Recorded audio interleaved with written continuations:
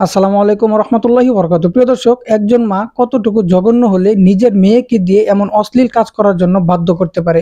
আজকের এই বাস্তব জীবনের গল্পটা শুনলে আপনারা রীতিমতো অবাক হয়ে যাবেন।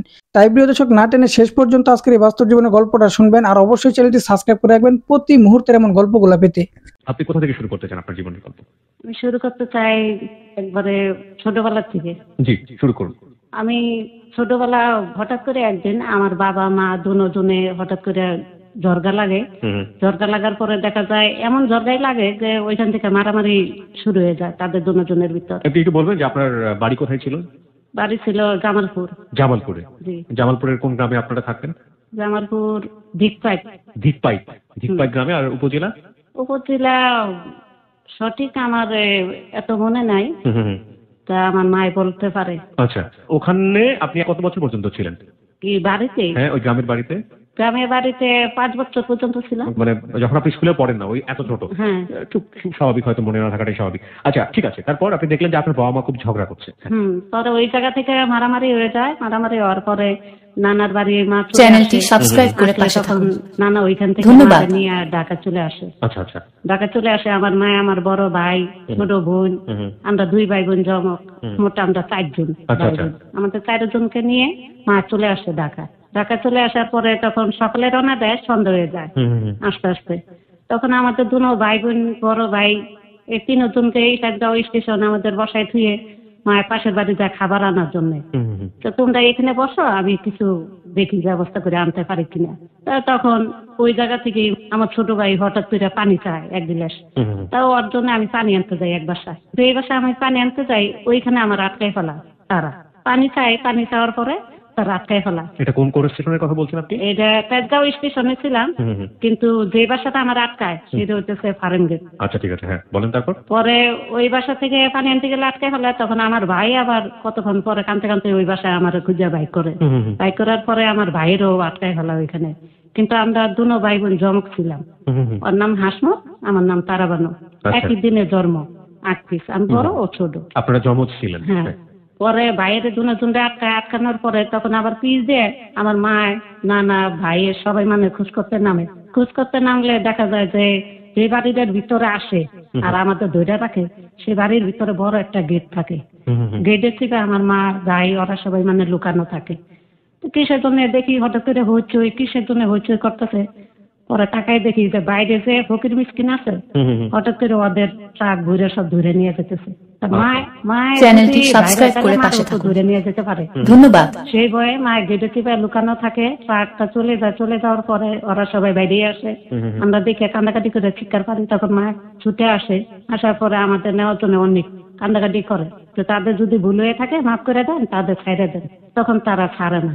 তারা বলে কি, দেখো তোমার ছেলে মেয়ে এত দূরে থেকে নিয়ে আসতো, খাওয়ানোর অভাবে তারা মারাও যাইতে পারে। তাদের তো সুন্দর একটা ভবিষ্যৎ তোমরা দিতে পারবা না। তাদের আমরা লেখাপড়া শিখাবো, মানুষের মতন মানুষ করবো, সুন্দর একটা পোশাক দিব, আদর যত্নে রাখবো। তুমি নিয়ে কি করবে তাদের? তখন মায়ের তারপরেও মানে না। ট্রাকের ব্যাপারটা আমি বুঝলাম না। ট্রাকে কি হয়েছে? মানে ট্রাকে তখন যত ফকির মিসকিন ছিল তখন নাকি সবার ধরে ধরে নিয়ে যাচ্ছিল কোথায়? হ্যাঁ। আচ্ছা, কত সালের কাহিনী মনে আছে আপনার কাছে? এটা গন্ডগোলের 2 বছর। গন্ডগোলের 2 বছর, তার মানে হচ্ছে মুক্তিযুদ্ধের পরের সময় 1974 সালের কাহিনীর কথা আপনি বলছেন। ওকে, 1974 সালের কাহিনী মানে মুক্তিযুদ্ধের 2 বছর পরের সময়। আমাকে একটু বলেন তো, যে বাড়িতে আপনারা ঢুকলেন সেই বাড়ির লোকজন, মানে সেই বাড়ির মালিকরাই কি আপনাদের দুজনকে আটকে দিয়েছে যে এদেরকে নিয়ে যাওয়ার দরকার নাই, এরা এখানেই থাকুক, এরা এখানেই আমরা মানুষ করবো নিজের সন্তানের মতন? যা তো তাদের ছেলে মেয়ে ছিল না, তা নিজের সন্তানের মতন মানুষ করার জন্য ছেলে মেয়ে ছিল না। আচ্ছা, একটা কোয়ার্টার নিয়ে তারা থাকতো ওইখানে। মায় তারপরে মানলো না। না মানার পরে মারে অনেক ভয় দেখানো হইলো যে দেখো, মায় বললো মধ্যে থেকে যে আমি কিন্তু থানায় যাই, তাইলে আমি বলবো যে আমার ছেলে মেয়েদের জোর জবরদস্তি আপনারা আটকাইতেছেন। তখন মারে বললো যে দেখো, তুমি যদি এখন যাই থানায় কেস করো, কোনো তোমার লাভ হইতো না। বিশেষ করে আমাদের এই পরিচিত লোক, এই যে কিছুক্ষণ আগে ট্রাক ঘুরে মানুষ নিয়ে গেছে, এরা তো পুলিশেরই লোক। দেশ গ্রামে তো একটা কুয়া থাকে, তা এরাও এই ধরনের একটা কুয়ার মতন আছে, কুয়ার ভিতর গরম পানি, ওইখানে নিয়ে ফেলে নিয়ে তোমাদের সবাইটা নিয়ে কিন্তু ওইখানে ছাইড়া দিবে। তখন জীবনে উঠতে আসতে পারবে না, মরা ছাড়া কোনো উপায় থাকবে না। এরকম ভয় দেখাচ্ছে? হ্যাঁ, ভয় দেখানোর পরে তখন মায়ের বুবার মতন হয়ে যায়, আর কিছু বলতে পারে না। পরে ওইখান থেকে মায়ের চলে আসে আপনাদের রেখে। হ্যাঁ, চলে আসে। ওইখান থেকে আসার পরে চুপে যাবে আবার ডেইলি সন্ধ্যার সময় যায় দেখা করে। দেখা আপনারা মোট ভাই বোন ছিলেন কয়জন? 4 জন। 4 জনের মধ্যে 2 জনকে ধরে ফেলেছে, আর বাকি 2 জন কোথায় গেল তাহলে? 2 জন, একজন কুলে, হুম, হুম। তার নাম সূর্যবানু, বড় ভাইয়ের নাম কেশমত, আমার মার কাছেই থাকে। না, আপনাদের যে 2 জন ছিল টুইন, মানে আপনারা যমজ ছিলেন, সেই 2 জনকে বাড়িওয়ালা আটকে দিয়েছে, তাই তো? হ্যাঁ, আর সে তো বড়, বড় আমাদের মানে দুজনের বড়। বড় বয়স কত বছর ছিল? তখন ছিল তার 20-25 বছর। ও কি করলো সেই মুহূর্তে? তখন ওনাকে কি সাথে করে নিয়ে আসছিল না কোনো হ্যাঁ, গ্রামের বাড়ি ছিল? না, ওর সাথে নিয়ে আসছিল। হুম, তা ও তো গ্রাম অঞ্চলের ছেলে, হুম। সেরকম খুব একটা জ্ঞান ছিল না। হুম, হুম। সে কোনো প্রতিবাদ করে না, কিছু বলে নাই। হুম, হুম, আর ছোট বোনটা সে ছিল কুলে, হুম, হুম। 1.5 বছরের ছোট বোনটা। পরে ওই জায়গা থেকেই তখন মা কি করবে, পরে চলে যায় সন্ধ্যা দিকে, ডেইলি চুপে চাপে এসে আমাদের সাথে দেখা করে। আমাকে আরেকটু বলেন, কারণ আমি একটু আমাদের শ্রোতাদের সন্দেহ দূর করার জন্য বিষয়টা একটু পরিষ্কার করতে চাই। আপনার মা যে ঢাকা শহরে আসলো, হুম। উনি কি আগে থেকেই ঠিক করে রেখেছিলেন যে উনি কোথায় থাকবেন, কি করবেন না করবেন, না, এরকম ঠিক ছিল? হঠাৎ করে চলে আসে। মানে ঢাকা শহরে যাচ্ছি তো যাচ্ছি, যা হ্যাঁ। থাকে কপালে সেখানে কি যা একটা সেটাই হবে। সেটাই এই হবে। মানে মারামারি মায়ের খাওয়াচ্ছে, তার চেয়ে আমি দূরেই চলে যাই, এই উদ্দেশ্যে হয়তো মা চলে আসছে ঢাকা। আচ্ছা আচ্ছা আচ্ছা। বাবার কাছ থেকে মায়ের ভয়ে চলে হুম, আসতে হুম, ঢাকা। তা ওই জায়গা থেকে দেখ মা চুপে চাপে দেখা করতো, আর বলতো কি যে মা কোনো খাবার আছে? হুম। খাবারের তখন অভাব ছিল, আর আমাদের জন্য আমাদের ছেড়ে মানে বাড়িতেও চলে যেতে পারতো না। হুম, হুম, হুম। তাই এখানেই থাকতো, মায়ের কারণে স্টেশনে থাকতো, আর সন্ধ্যা হলে আমাদের কাছে এসে খাবার চাইতো। হুম, হুম, হুম। তখন আমি খুব একটা বুঝতাম না, তা খাবার দিব কই থেকে? তখন বলতো বাতের মার আছে? তখন বলতাম হ্যাঁ আছে। আগর থেকে বাতের মার আইনা দিতাম। এরকম দেওয়ার পরে 1 দিন 2 দিন যাইতে যাইতে হঠাৎ করে একদিন দেখা হয়ে যায়। যে বাড়ির মালিককে আমাদের আটকাইতে হয় সে দেখে ফেলা। দেখার পরে তখন বলে দেখো তুমি কান্দাকাটি করো না, তুমি তার চেয়ে বাড়ি চলে যাও, প্রত্যেক মাসে আইসা একবার করে দেখা করো, ছেলে মেয়েদের বাড়ি থেকে ঘুরে আইনো। হুম, হুম, হুম। যদি না ঘুরে আনো তা তো তারা বাড়িঘর চিনবে না, কেউ চিনবে না। আচ্ছা। হ্যাঁ, তারা আশা দিল, আর মাসে মাসে কিছু টাকা পয়সা নিয়ে যায়। এই ধরনের কথাবার্তা বলার পরে তখন মায়ের তারপরেও কান্দাকাটি করে, কিছুতেই তারাই করতে পারে না। তখন কি করবে? তখন বলে ঠিক আছে, তোমার একটা ঠিকানা দিই, তোমার যে ছেলে, আমার মা তোমার ছেলেটাকে চাইছে, তা তার মার আবার মানে যে আমারে রাখছে তার মার বাড়ি যেমন ফার্ম গেটের ভিতরে, রোডের এই পারে আমি, ওই পারে আমার ভাই হুম, হুম। নানির বাসা থাকে। তা ওই বাসায় আমার ভাইয়ের নিয়ে দিয়ে আসলো, বললো কি তুমি যদি দেখা করতে চাও তাহলে এইখানে এসে তুমি যোগাযোগ করবা, এইখানে এসে তুমি মানে দেখা আপনার করবা। যমজ ভাইটাকে দিয়ে আসলো হ্যাঁ, ওখানে? দিয়ে আসলো, আর Okay. জায়গাটা চিনিয়ে দিল। হুম, হুম, হুম। আমরা এই জায়গা নাও থাকতে পারি, হুম, হুম, হুম। কতদিন পরে চলে যেতে পারি জায়গা চেঞ্জ করে। হুম, হুম, হুম। তারপরে মায়ের শূন্য জায়গা দেখে পরে চলে যায় বাড়িতে। বাড়িতে চলে যাওয়ার পরে তখন আর আমার সাথে আর মার সাথে দেখা হয় না। হুম, হুম, হুম। ঠিকই তারা 1 মাস পরে বাসা পাল্টায় গুলশান চলে যায়। ওইখানেই থাকি, ওই জায়গা থাকার পরে 1টা বছর বেশ ভালোই আমার জীবনটা কাটে। তারা নতুন নতুন পোশাক এনে দেয়, স্কুলে ভর্তি করাই দিল, তারপরে ভালো ভালো খাবার দিল। আপনার ওই ভদ্র মহিলা এবং ভদ্র মহোদয়ের কোনো সন্তান ছিল না, মানে ছিল না। আপনাকে কি সন্তানের মতোই যত্ন করতেন? হ্যাঁ, তখন মানে খুবই আদর করতো, এমন আদর করতো যে আমার মার কাছে আমি এরকম আদর পাইনি, খুবই আদর করতো। তো অনেক খুশি ছিলাম। তো ওই জায়গা থেকেই হঠাৎ করে মানে একদিন তার এক ছেলে হয়। তাদের ছেলে হয়? হ্যাঁ, হুম। ছেলে হয় প্রথম। ছেলেটা হওয়ার পরে তার বোন আসে হুম, হুম, হুম। বাড়ি থেকে দেখার জন্য, বোন আসে, মাদারও বোনটা। তা তাদের আবার একটু সমস্যা ছিল হুম, হুম, হুম। টাকা পয়সা দিক দিয়ে। তখন সে বললো দেখো পরে মেয়েরে তো লেখাপড়া শিখাই কোনো লাভ নাই, তাতে যদি আমার ছেলে মেয়েরে শিখাও তো ভবিষ্যতে বলতে পারবে যে না আমার খালার উছিলাতে আজকে আমরা লেখাপড়া শিখতে পারছি। একথা বলে তখন আমার লেখাপড়া বন্ধ করে দেয়, আমার কাজে লাগাই দেওয়া হয়, বই খাতা ছিঁড়ে ফেলাই দেয়। হুম, হুম, হুম। পরে ওইখান থেকে আমি কাজ করতে থাকি টুকটাক, আমারে ঘর গুছাইতে দিল, ঘর ঝাড়ু দিতে দিল। তারপরে ঘরের ভিতরে অনেক ফুলের টব ছিল, মানে সব পাতা। হুম, হুম, হুম। এই পাতাগুলো ডেইলি আমার কাজ ছিল সকালে বিকালে একটা একটা করে পাতা মোছা। পাতার ভিতরে ভালো থাকলে তাইলে তো আমার অবস্থা খারাপ আছে। হুম, হুম, হুম। সে হাতে আবার দেখতো ভালো লাগে কিনা। জুতা পরিষ্কার করতে দিত, তাদের দাঁত ব্রাশ করা, টুথপেস্ট লাগাই সামনে দেওয়া, নাস্তা আগায় দেওয়া, এই ধরনের কাজ আমার ভাগ করে দেওয়া হইলো। এগুলো আপনাকে আগে করাতো না, না। ছেলে হওয়ার পরে আপনাকে এগুলো হ্যাঁ, করতে বললো? আর নিচে থেকে দোতলায় আমাদের বললো যে তুমি দুপুর হলে আমাদের খাবারটা উপরে দিয়ে আসবা, খাওয়া শেষে আবার নিচে নিয়ে আসবা। ওনারা কি বড় লোক ছিল? হ্যাঁ, মোটামুটি বড় লোক ছিল। তা ছিল ও না। ভদ্রলোক কি করতেন যে বাড়িতে আপনি সে ছিলেন?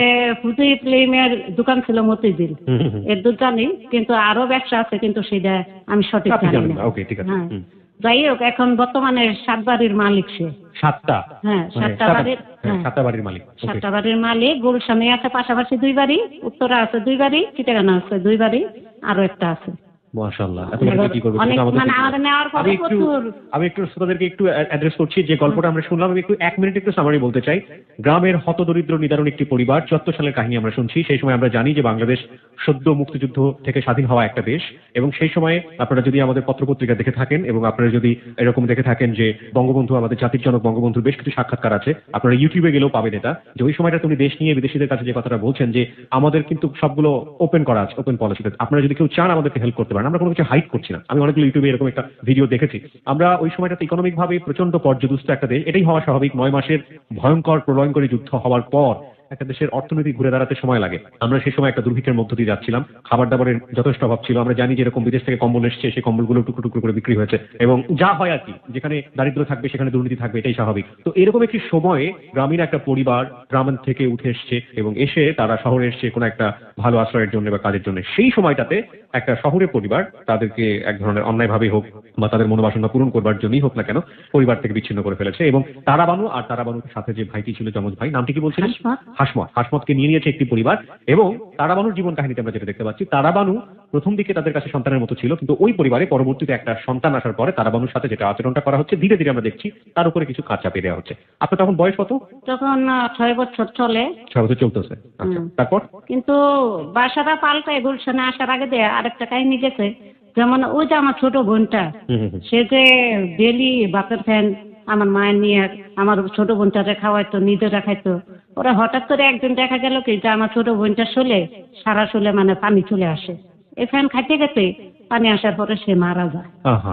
সে মারা যায়, তখন আমার নানারে মায় দিয়ে। আপনার মা কই থাকতো তখন? স্টেশনেই থাকতো। ওই স্টেশনেই থাকতো? হ্যাঁ, আমাদের জন্য অপেক্ষা করতো যে দেখি ওদের নিয়ে নিতে পারি, কোন রকম যদি লুকাইও ওদের নিয়ে যেতে পারি বাড়িতে। সেই আশা সে বাড়ির যায় নাই, ওখানে থাকতো। ওইখানে থাকতো, স্টেশনে কাটাইতো। তারপরে এইভাবে করে বাতের ফ্যান খাওয়াইতে খাওয়াইতে পানি চলে আসার পরে বোনটা মারা যায়। তখন আমার নানারে দিয়ে খবর পাঠায় যে ওর একটু ডাক দিয়ে আনো, সে দেখা একটু দেখে যায়। বাতের ফ্যানটা আপনাদের কাছ থেকে নিত? হ্যাঁ, আমার কাছ থেকেই নিত, আমি নিজেই দিতাম বাতের ফ্যানটা। পরে আমরা ছাড়ে না, বাসায় এসে বলে, তখন তারা ছাড়তে চায় না। তখন বলে ঠিক আছে, বিশ্বাস যদি না করেন সাথে কেউ দিয়ে দেন, যাই এক নজর দেখে আসুক। পরে নিজেরাই আমার সাথে নিয়ে যায়, নিয়ে দেখায় আনে বাসা। পরে চলে আসি ওইখান থেকেই, মানে ওই যে বাইরে ওই বাসা দিয়ে আসে, মারে পরিচয় করায় দিয়ে পরে মারে বিদায় দেয়, মায় চলে যায়। আর মার সাথে আমার দেখা হয় না, তখন তো গুলশানে চলে আসি। তো ওইখানে আসার পরে কাজ করতে করতে হঠাৎ করে একদিন আমার বললো কি যে দোতলায় তুই দুপুরে ভাতটা আমাদের তুই দিয়ে আসবি, যতক্ষণ পর্যন্ত খাবার না হবে ততক্ষণ পর্যন্ত পাশে তুই দাঁড়ায় থাকবি। তো তখন তাদের খাবার দিয়ে আসতে গেলাম। খাবারের পরে শেষে আমি থালবাড়ি উঠে নিয়ে আসলাম। তা কাজের যে মহিলা ছিল আসে দুপুরের দিকে ঝাড়ু দিত, ঘর মুছতো। তা সে সিঁড়িতে বসছে, আমি খেয়াল করি নাই ভিজা ছিল। পিছলাকে আমি নিচে পড়ে যাই, কাছের থাল নিয়ে, ভাতের থাল 6টা নিয়ে পড়ে যাই, একটা থাল ভাঙে যায় এই জায়গা থেকে। তখন এই দেওয়ালের সাথে আমাদের টাইনে নিয়ে গেল, এখানে আসি, তোর মন কই থাকে, কাজের দিকে কি মন বসে না, ঠিক মতন কাজ করতে পারোস না বলে আমার ওইখানে নিয়ে যায়। নিয়ে তখন আমার হাত এভাবে করে বান্ধার পরে তখন ওই কাজ ভাঙা দিয়ে তখন আমার হাত কাটতে দেওয়া জায়গা জায়গা চির করে হাত কাটতে দেয়। ওই যে কাজগুলো? হ্যাঁ, মানে আমি থাল ভাঙলাম কিসের জন্য? হাত কাটতে দেওয়ার পরে তখন কাটার অবস্থার উপর দিয়ে আবার মরিচ মাইকে দেয়, লবণ মাইকে দেয়। তো আমি তখন আর সহ্য করতে পারি না, তখন বলি আপনি আমার ধর্মের মা লাগেন, আমার সাইডে দেন, নাহলে আমার মার কাছে আপনি আমার দিয়ে দেন, তাও আমার জানে মাইরেন না। এইবার তো আমি সহ্য করতে পারতাছি না। পরে ওইখান থেকে পাশে তার ভাই থাকে, ভাই এসে তখন চুড়ায়, তারাই নিজের আমার তো আবার নিজেরাই ওষুধ এনে লাগাই দিত। ওষুধ লাগাই দেয়, ওষুধ লাগানোর পর টুকটাক কাজ আমার করাইতো। আবার ফিরে গাছের পাতা যে বললাম, সকালে ঘুমে থেকে মানে আজানের আগে আমার উঠা লাগতো, টাইম দিয়ে দিছিল, আজানের আগে দিয়ে তুই উঠবি ঘুমে থেকে ডেলি। উঠে এই পাতা মুছবি, জুতা পালিশ করবি, ঘর ঝাড়ু দিবি, ঘর মুছবি, কার্পেট পরিষ্কার করবি, টাইমটুকু আমার দিয়ে দিত। তাই এই কাজ করার পরে তাই আগে উঠে আমি পাতা মুছতাম, মুছে তো এই টুকটাক কাজ সব শেষ করতাম।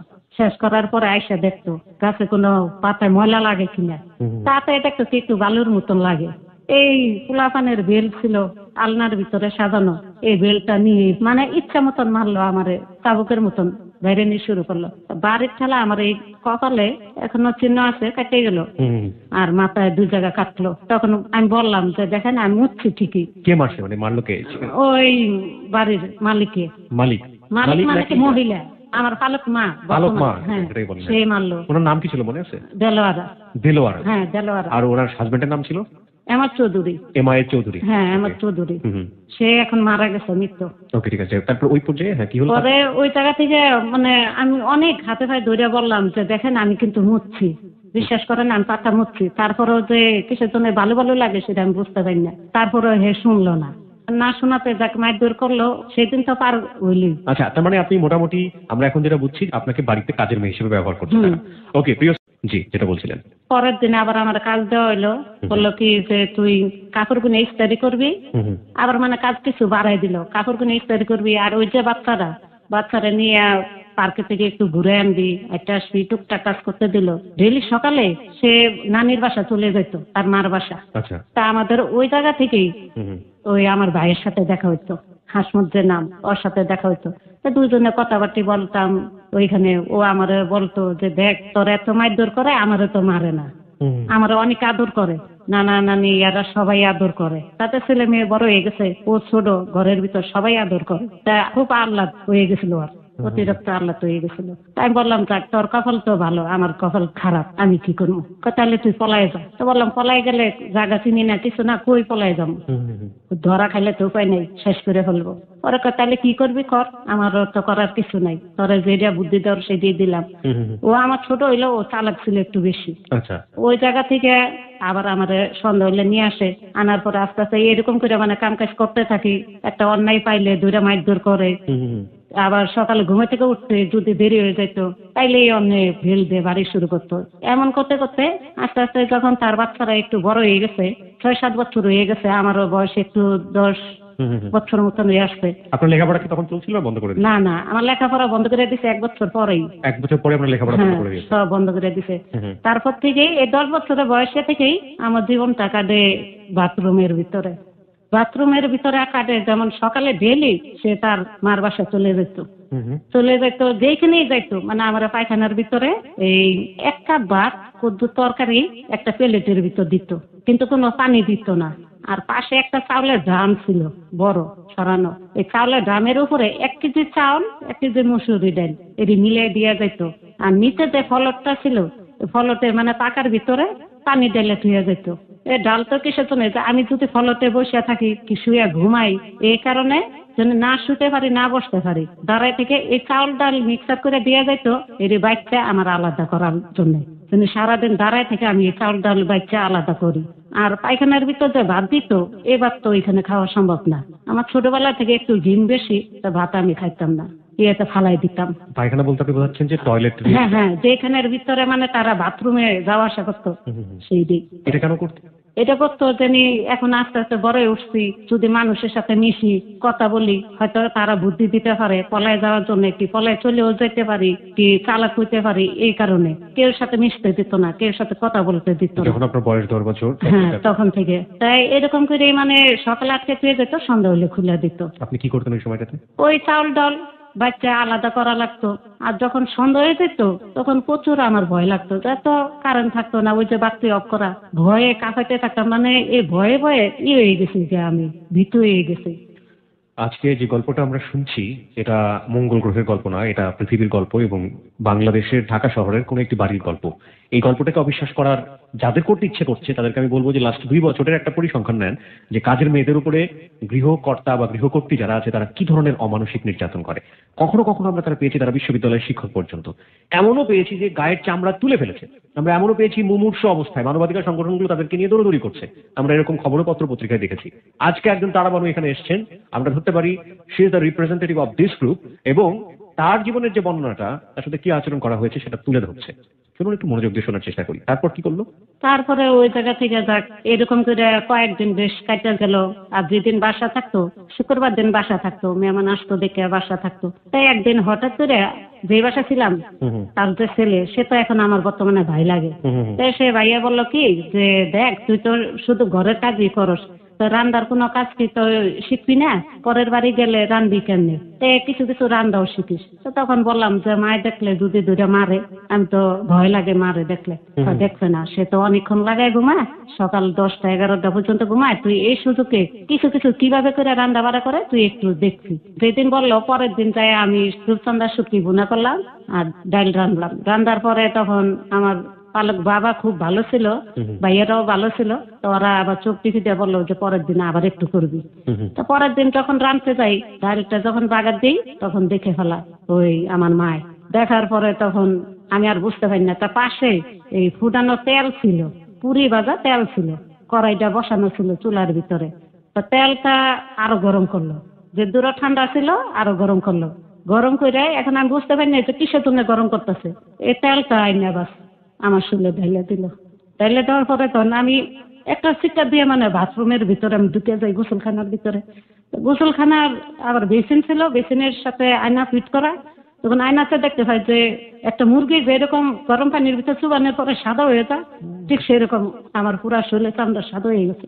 পরে ওইখান থেকে ওই পালক বাবা সে অনেক রাগারাগি করে, রাগারাগির পরে উল্টা খালুর সাথে আবার রাগারাগি করে, দেখো তুমি বেশি কথা বলবা না, ওর জন্য এত দরদ কিসের জন্য, তুমি তো বুঝলা না, এই মেয়েটার কারণে কিন্তু আস্তে আস্তে আজকে আমাদের সংসারটা অনেক উপরে উঠছে, আগে আমার কিছুই ছিল না, আজকে পোলাপানের মুখ আল্লাহ পাক দেখাইছে, ব্যবসা বাণিজ্য ভালো হয়েছে, বাড়ি ঘরের মালিক হয়েছে, আজকে অনেক উন্নতি হয়েছে। এমন করাচ্ছে যার সন্তান তার বুকে ফিরিয়ে দাও, তাও কষ্ট দিয়ে না, তুমি একটা কথা বলবা না। তাই এরকম করে দেখ আমাদের ছাদের উপর নিয়ে রেখে দেয়, সেই পর্যন্ত গাউটা না টানে ছাদে থাকি। ওইখান থেকে আবার গাউটা শুয়ে গেলে আবার নিচে নামে আনে, আবার কাম কাজ করি, করতে করতে একদিন হঠাৎ করে তারা এই মার বাসা যায়, আবার গেলে তখন আবার আমারে নিয়ে যায়, নিয়ে গেলে ভাইয়ের সাথে আবার দেখা করি। মায়ও সেদিন কি মনে করে যেন মায় আসে, এইরকম তো এরকম এই জায়গাটা আমার মায়, ওই জায়গা আমি দূরে থেকে বসায় দেখাইতেছে, তাই আমি মার সামনে যাই কথা বলছি। কথা বললাম কিসের জন্য, এটার জন্য হাতে বড় বড় চারি ছিল, এই চারি দিয়ে মায় চলে যাওয়ার পরে মার সাথে কিসের জন্য কথা বললাম, কিসের কথা বললাম, এই কারণে দূরে থেকে তোরা দেখা করতে বলছি, কাছে গেলি কিসের জন্য, এই ধরনের প্রশ্ন করে আমারে মায়ের শুরু করছে। মুখের ভিতরে খানসি মারে, ভিতরে মাংস শুদ্ধ উঠতে চলে আসে, এমন খানসি মারে, গলার ভিতরে খানসি মারে, মানে আমি জ্বালা যন্ত্রণা মনে হয় যে রাক্ষস একটা যেমন খানসাইলে যেমন পাগল ছিল নাকি? না ভালোই, কিন্তু এমন মায়ের মাসতে আমার সারা মুখ গলা চিহ্ন, অনেক চিহ্ন ছিল, এখন আস্তে আস্তে কিছু মিশে গেছে। তারপরে ওই জায়গা থেকে এই অবস্থায় বাসা আবার নিয়ে যায়, রাইতে রাইতে নিয়ে গেলে কাম কাজ করাইয়া রাত অনেক রাত হয়ে যায়, রাত হয়ে গেলে পা টিপতে দেয়, পা টিপতে টিপতে মানে হঠাৎ করে ঘুমাই পড়ি, তো ঘুমাই গেলে খাটে থেকে লাথি মেরে নিচে ফেলাই দেয়, আবার তুলে কয়েকটা পা টিপ, তখন আবার এই পা টিপি, এই পা টিপতে টিপতে আবারও ঘুমিয়ে যায়, এই অবস্থা মাইর দূর করে। যখন রাত 2টা কি 1টা বাজে যায় তখন বলে কি যাই আসো, শুই। শোয়ার পরে পরের দিন চাচা লন্ডন থাকে, লন্ডন থেকে তার পরিবারও আছে, তার চাচা আসে বেড়াইতে, তা তার চাচা হইলে আমার তো নানা লাগে, তা তার নানা বলে ডাকি, তা সে পানি চা, তার কাছে পানি দিয়ে আসতে যায়, পানি দিয়ে আসতে গেলে আমার হাতে ধরে বলে কি তোর যদি রাইতে ডাক দিই তুই শুনবি আমার কথা। আমি বললাম কিসের জন্য, রাইট করে আপনি আমার ডাক দিবেন কিসের জন্য, দরকার আছে। তারপরে আমি বলছি ঠিক আছে শুনবো বলে ওইখান থেকে ছুটে এসে তো কাম কাজ শেষে পরে শুই। আর শোয়ার আগে দিয়ে একটা বুড়ি থাকে, ওই কাজের মহিলা, তারে নানি বলে ডাকি, খুব ভালো, তার কাছে তখন বলি ঘটনাটা খুলে যে এই বলছে আমারে, তুই বুঝবি না, তাহলে আজকে থেকে তোর বিছনায় আমি শুমো, তুই আমার বিছনায় থাকবি, বদল করে শুই, তারপর মাথা ঢেকে শুবি, বদলা রেখে শুবি না। তো তখন সে নানি একটা ছুরি নিয়ে আবার শুয়ে থাকে, আর আমি নানির বিছনায় যাই শুয়ে থাকি। পরে অর্ধেক রাইতে হইলে মানে নিশি রাইতে কয়টার সময় যেন আসে, আইসা আস্তে আস্তে করে আগে কাপড় উঠায়, মানে খেতারা আলগি দেওয়ার পরে নানি কয় কে, আমি কিন্তু শুনতে পারতাছি সবই। পরে কয় আমি পাড়া বানুরে খুঁজি, 1 গ্লাস পানি চাই। তখন নানি আবার রাগারাগি করছে, ওরে তুই পানি খাওয়ার জন্য আসতো, তুই কিসের জন্য আসতো আমি কি বুঝি না, তুই কি বাসছস, তুমি একটা মেয়ে, এটারে তোর আর কত শাস্তি দিবি, কত আজাব দিবি, আর মেয়েটা একটু সেনা হয়ে উঠছে, আর আবার মেয়েটার পিছে বাচ্চস না, দাঁড়া এই ছুরি দিয়ে তোর নারী বুড়ি সব ভাই করে পরে জেল কাটমু, দরকার পড়লে তোর মেয়েটার জীবন নষ্ট করতে দিব না। পরে সে চলে যাওয়ার পরে সকালে পরে আমি মার কাছে বলি কাহিনী খুলে, মায় আবার চাচারে জিজ্ঞেস করলে সে কি যেন উল্টা পাল্টা কথা বলার পরে সে করলো কি আমার চুলের মধ্যে ধুইরা টাইনা গোসলখানায় নিয়ে যায়। নিয়ে গেলে উইল পাউডার বালতির ভিতরে গুলাইয়া পরে পাকার ভিতরে সব ছাইরা দেয়, ছাইরা আরো উইল পাউডার ছিটাইয়া পরে আমার এই পাশে থেকে ধাক্কাতে আমি ওই পাশে যেয়ে পড়ি, বেসিনের উপরে আবার ওই পাশে থেকে ধাক্কা দিলে এই পাশে এসে পড়ি। এমন করতে করতে এখনো পর্যন্ত আমার এই যে দাঁত দিনে সব মানে কাঁচা দাঁত লইরা যায়, উলট পালট হয়ে যায়। এখন পর্যন্ত আমি সেই ব্যথায় আমি ঠিক মতন মানে ধরতে পারি নাই দেখে আজকে আমার দাঁত গুনে দেখা তারা এখনো। তো এরকম অত্যাচার তার ভিতরেও মানে এই যে আমি শিয়ানা হয়ে উঠছি তখন, হ্যাঁ মোটামুটি হ্যাঁ। হ্যার যে ভাই শিয়ানা ভাই তার ছেলে তাদের সামনে আমার উলঙ্গ করে ফেলছে, উলঙ্গ করে তাদের সামনে আমার এরকম ইজ্জত কি করে আমার এরকম মারধর করছে। এটা কি সম্ভব? একটা নারী এরকম নারীর জীবন নিয়ে খেলা করতে পারে? তারই তো সন্তানের মতন, তারে তো আমি মার মতনই জানছি, তারপরে তাদের সামনে এরকম উলঙ্গ করে এই মারছে ভালো কথা, কিন্তু এভাবে করে তো মারার উচিত না। ওরা যাকে ওই জায়গা থেকে আমার মুখের কথা কেউ বিশ্বাস করে না। তার আবার একটা ভাতিজা ছিল, সেই ভাতিজা আবার আমার পিছিয়ে বাজলো, তার কথা শুনি না দেখে কাজের আবার আরেকটা মেয়ে ছিল ফুলবানো নাম, ওর সাথে কেন জন্য ভা হয়ে গেছে তাই খারাপ একটা সম্পর্ক ছিল, আমি দেখে ফেলাই। তা আমার ধমকি দিল যে তুই যদি বলস তাহলে তোর খবর আছে। এই কথা বললে তখন আমি আর সহজে তখন আর কথাবার্তা বলি না, যে যাক ভয় দেখাই এমনি তো মায়ের খেতে খেতে এই পর্যন্ত অসুস্থ হয়ে গেছি, থাক বলারই দরকার নেই। তারপরও সে কেন জন্য কাজের মেয়েটার সাথে সম্পর্ক করে বাচ্চা হয়ে যায়, তখন এই টাকা চুরি করে বাচ্চা নষ্ট করতে নেয়, বাচ্চা ফালাই দিয়ে আসে। তা সেইটার খবরও আমি জানি, কিন্তু অত আমার প্রকাশ করতে দেয় না, বলতে দেয় না। তারপরও ওই যে মহিলা যে আছে কাজের মহিলা, তার কাছে একটু আওয়াজ দিই, সে যায় বলে তুই কত বড় সাহস, তুই ওই মহিলার কাছে বললি কে, তোর খবর আছে, তুই মনে রাখিস তোরে কি করি। তখন প্রত্যেক দিন রাইতে করতো কি, ছাদের উপরে যে সিঁড়িটা ছিল, দুতলা বাড়ি তো, ছাদের উপরে সিঁড়ি থেকে মানে ওইখানে বসে পেশাব করতো। এই পেশাবটা গড়ায় নিচে এসে জমতো। এরকম করে বহুত দিন গেছে, 20-25 দিন পর্যন্ত এরকম গেছে। এই পেশাব করতো সে, নাম দিত আমার, আমি নাকি ওই জায়গা থেকে পেশাব করছি, অথচ আমি জানি না।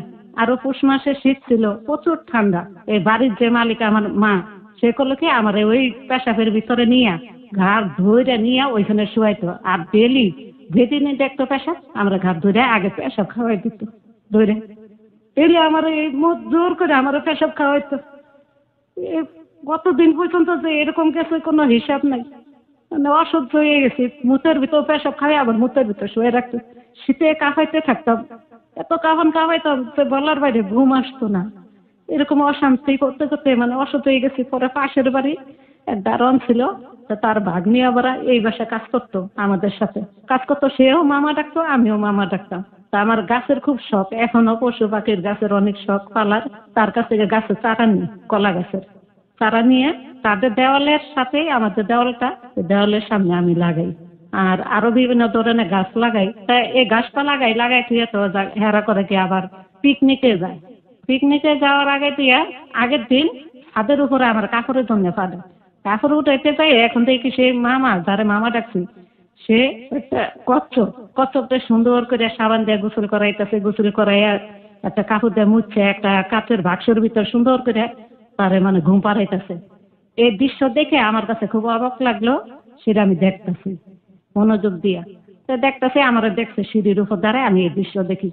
আমি তা দেখলাম কেন, কিসের জন্য দেখলাম? আমার কাজের জন্য আমার দরকার হয়েছে ছাদে থেকে কাপড় আনা, আমি কাপড় নাই না, আমি এই দৃশ্য কিসের জন্য দেখলাম? আচ্ছা নাইলে আমার অন্যায় হয়েছে, আমার ভুল আমি স্বীকার করি। তো এটার জন্য তো সে পারে না, ওইখান থেকে আমার চুলের মুঠি ধইরা হেঁচড়ায় টাইনে উপরে নিয়ে যায়, উপরে নিয়ে ছাদের যে কিনার থেকে আমার নিচে ফেলাই দেয়। ও মাই গড। আমরা এই জায়গায় গল্পের একটা বিরতি নিতে চাই।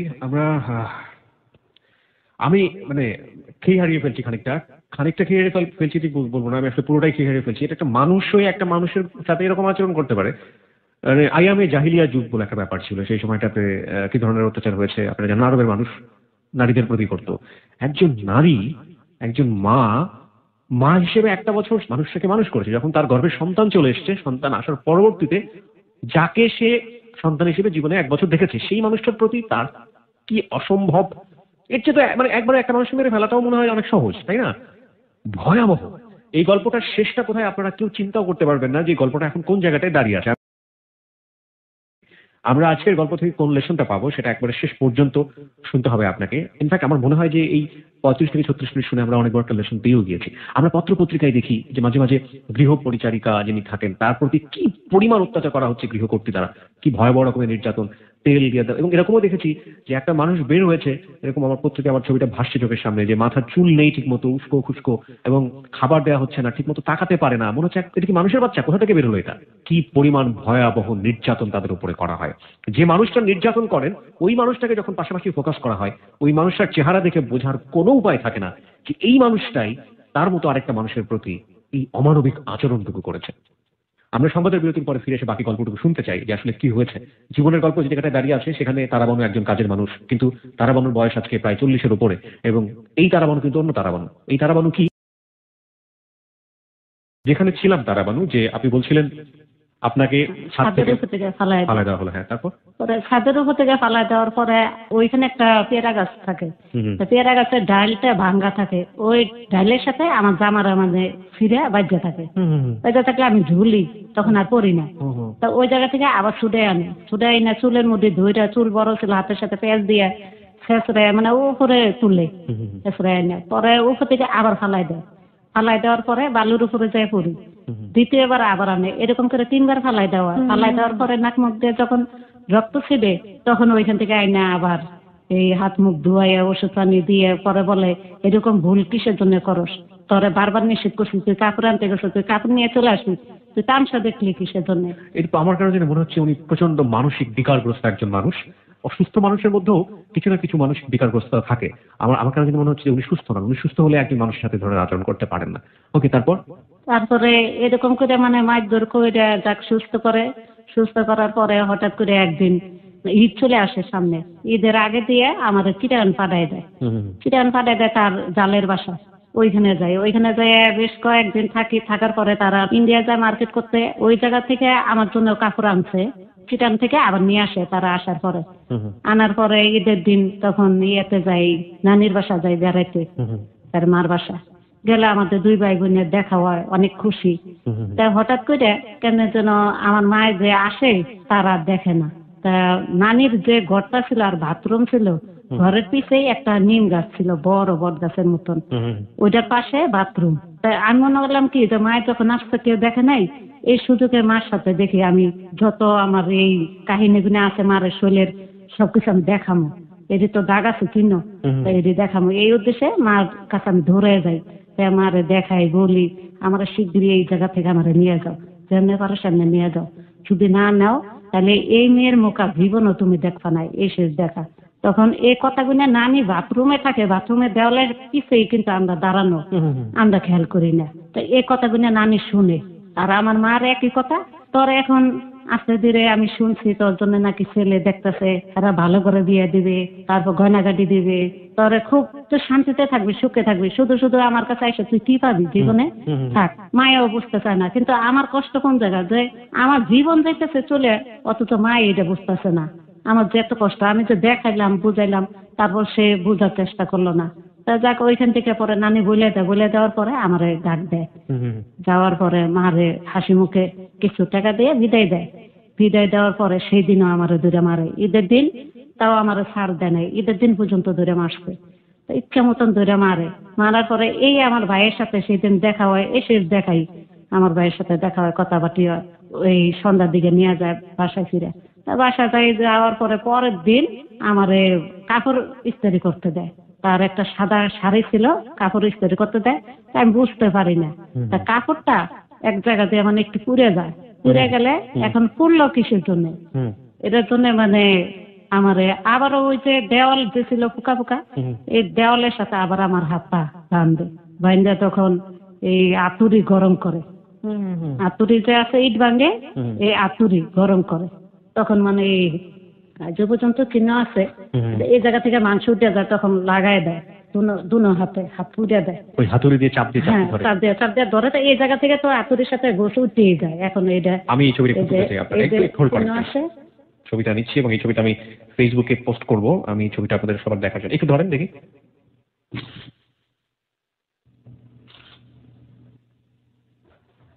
বল। হাতুড়ি দিয়ে হাত পা করে পুড়ে দেয়। তা পুড়ে দেওয়ার পরে ওইখান থেকে ও চিৎকার ফাক্কার করি, অনেক কি করি। তা যাক, তখন আর কেউ আমার সারাইতে আসে না, তারা সহ্য করতে পারে না, সরে জায়গা।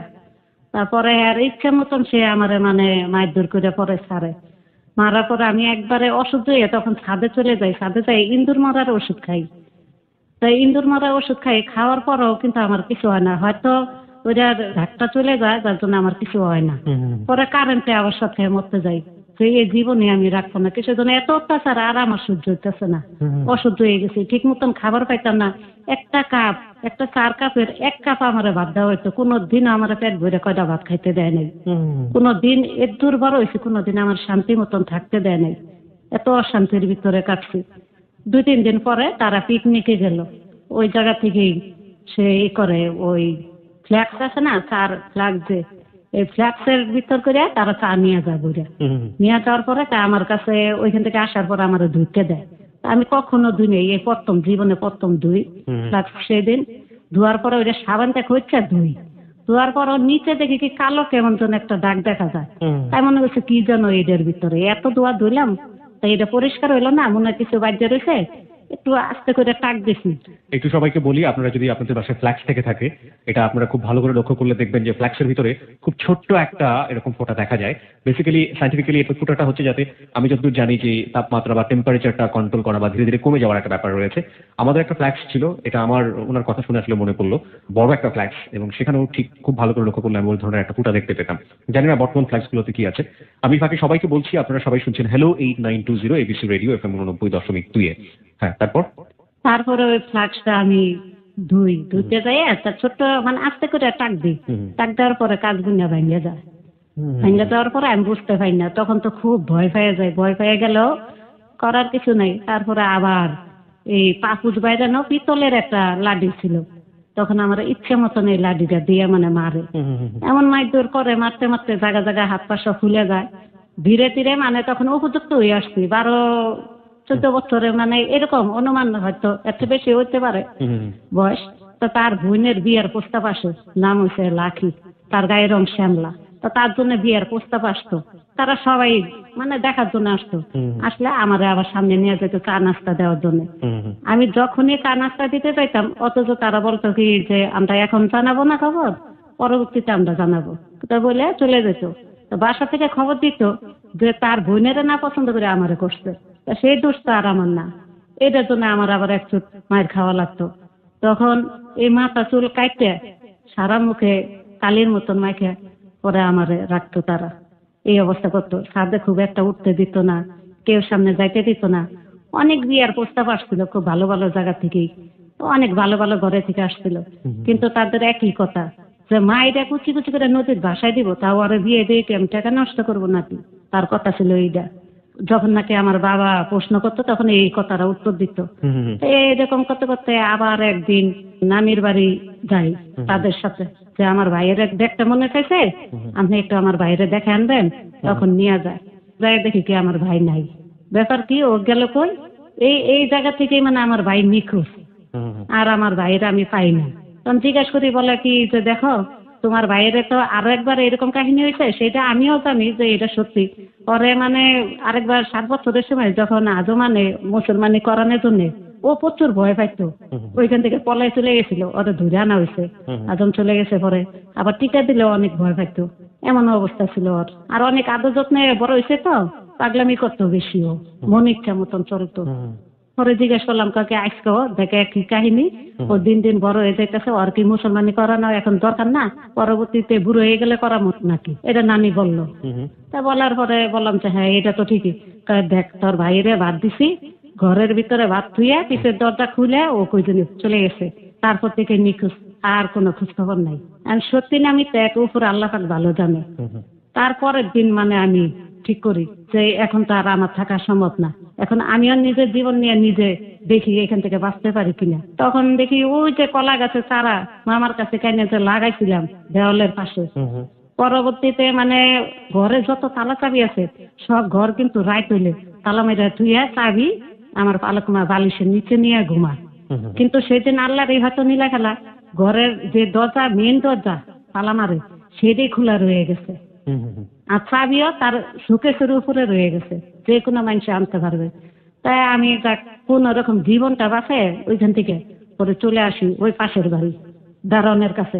দারোয়ানের কাছে আইসা তখন বলি, মামা আমার জীবন বাঁচান, আপনি তো সবই দেখছেন সবই জানেন। হ্যাঁ মা, তুই যখন আসছস ভালো করছস। তখন আমার তাড়াতে করে বিদেশি হাউস চতুর কিনে দিয়ে সব আমেরিকার হাউস, বাঙালি হাউস ছিল অনেক দূরে দূরে, ফারাকে একটা করে। পরে ওই জায়গার ভিতরে ছিলাম, পাশাপাশি 2 বিল্ডিং এ একই রকম।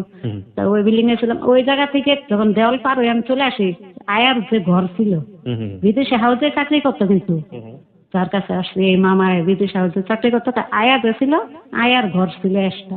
এই ঘরের তালারাই এমন সিস্টেমে ছিল যে চাবিটা খোলা যেত না, কিন্তু এরকম কেমন একটা কাঠের মতন সিস্টেম, ওইটা দিয়ে ছোঁয়া দিলে তালা খুলে যেত, কিন্তু ঘুরায় খুলতে হইতো না। তখন সে আয়াও দেখছে অনেকদিন এরকম মারধর করে, সেও সহ্য করতে পারে নাই। তা সে বললো, কি এক কাজ করো, তাড়াতাড়ি করে ওর ভিতরে ঢুকাও, কি সে তুমি আশেপাশে বাসা তো খোঁজ করতে নামতে পারে। তাড়াতাড়ি আমার ভিতরে বললো, ঘরের ভিতরে বইটা ভাত তরকারি সবকিছু দিয়ে 2টা বালতি দিল, পেশা পায়খানা লাগলে এখানে করবো, ঘরে থেকে যে না বাইরে জালনায় পর্দা লাগাই দিল, উকি ঝুঁকি মারলে ধরা খাইয়ে যেতে পারি, তখন আমার আর ছাড়াছাড়ি নাই, মাইরেও ফেলতে পারে। অনেকটি বই দিল যে একা একা বসে থেকে খারাপ লাগতে পারে, বসে বসে এই বই গুনা দেখবি, ছবি দেখবি, এর ভিতরে একটা ব্যবস্থা আলাদা করবে। আমারে বলা হইলো পাহারা কিন্তু তারা দিয়ে রাখছে পাশে, ছাদের উপর থেকে পাহারা দিয়ে থুইছে, ছোট কিনে দেয় লোক লাগাই থুইছে। তো কোন বাড়ি থেকে আমি বাইরে, তারা দেখো আগে খোঁজ করছে পায় নাই, পরে ওইখান থেকে আমার বাইকরা হয় নিশি রাইতে 2 দিন পরে ওই আয়া আসে, ওই বাড়িতেও যায় কিন্তু খোঁজ করে, প্রত্যেকটা ঘরে ঘরে খোঁজ করে পায় না। আর যে ঘরে আমি লুকানো ছিলাম ওই ঘরটা তালা খোলার চেষ্টা করে, পরে কয় কি দেখেন এই ঘরে তো আয়া থাকে, এটা খোলার সাধ্য আমার নাই। আয়া থাকে, আয়া ঘর তালা মাইরা চাবি নিয়ে বাড়ি চলে গেছে, না আমি চাবি দিব কই থেকে, আমি তো ভিতর থেকে সব শুনি। পরে ওইখান থেকে আমার নিষেধাইতে আয়া এক বুড়া এক রিক্সা ড্রাইভার, তারা কি করে ঠিক করে নিয়ে আসে, আইনা ওই জায়গা থেকে আমার চৌধুরী পাড়া নিয়ে যায়, ক্যান্টনমেন্ট চৌধুরী পাড়া।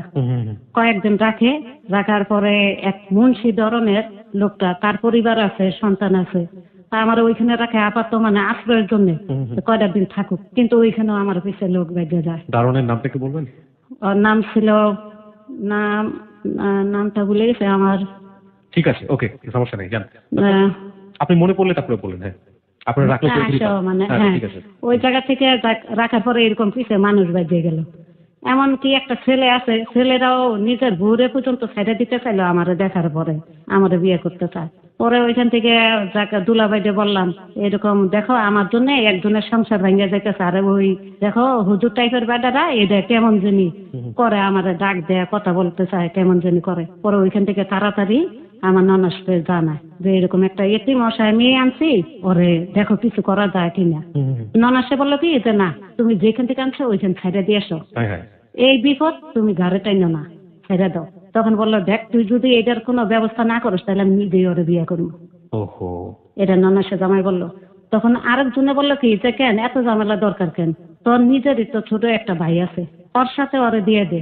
তখন এই ভাই দুয়ে তখন এই আমার এই ননসের ভাই লাগে, এর সাথে পরে আমার এই বিয়ে দেয়।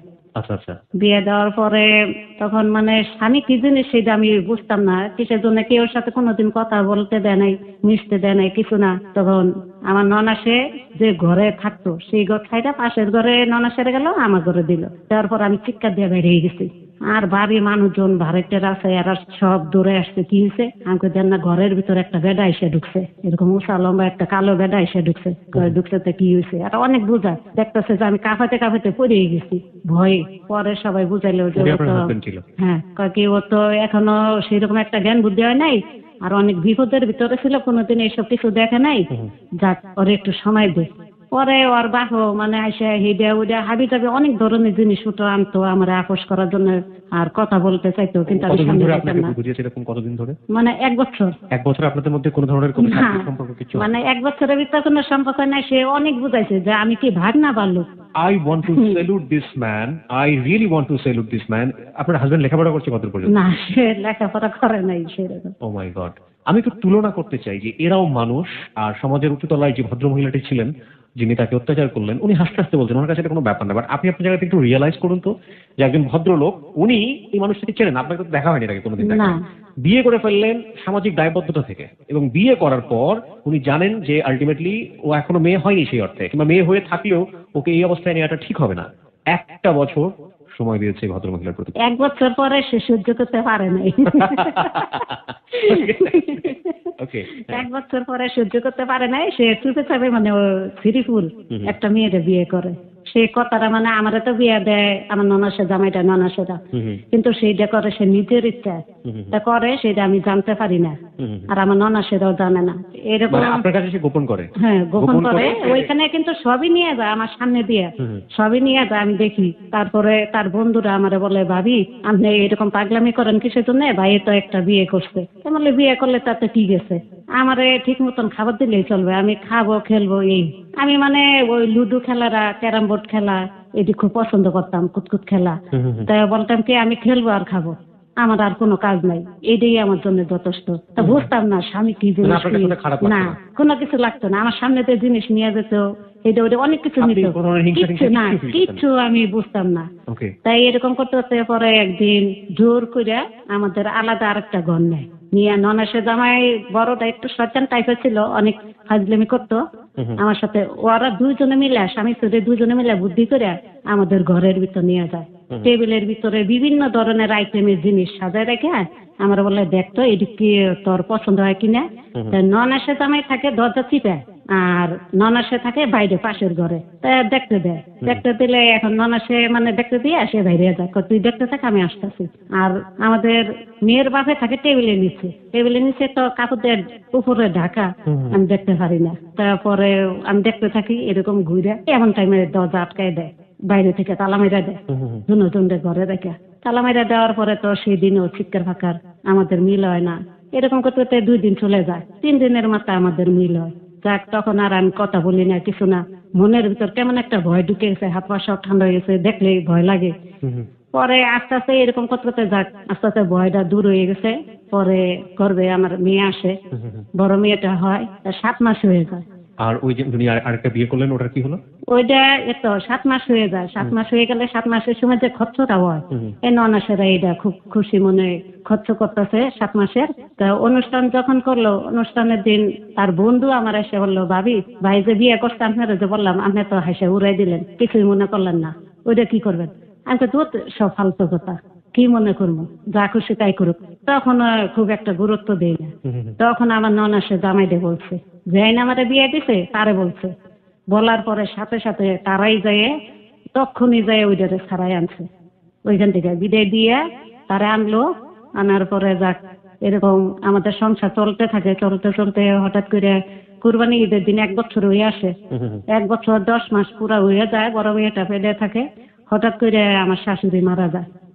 তাই ঈদের দিনে আমার শাশুড়ি হঠাৎ করে জায়নামাজের ভিতরে মানে শেষ মোনাজাতে।